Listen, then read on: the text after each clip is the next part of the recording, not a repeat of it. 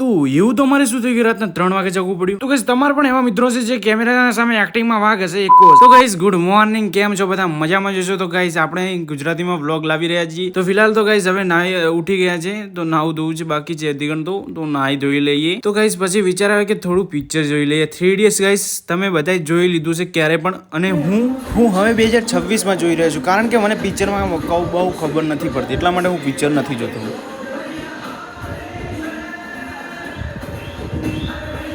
આમાં હતી પ્રસાદી, તો પ્રસાદીમાં ગાઈસ પેડો હતો, તો પેડો હું ખાઈ ગયો, બીજી રાખી દીધી પ્રસાદી બીજી મને નથી ભાવતી. તો ગાઈસ પછી મહેમાન આવી ગયા હતા, તો એમના માટે આઈસ્ક્રીમ આવી હતી, તો આપણા પણ ભાગમાં એક આવી ગઈ હતી. Please music. તો પછી વિચાર આવ્યો ખાઈને પાછી વિડીયો બનાવું એક્ટિંગ કરવા માટે.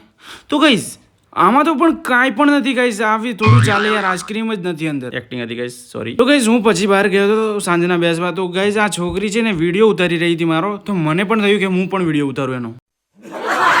તો ગાઈસ રાતના 3 વાગી રહ્યા હતા ને આ માણસો ઊંઘતા જ નથી, કારણ કે એને પાણી પીવું હતું એટલા માટે આ જાગી હતી, તો બીજા પણ જાગી ગયા.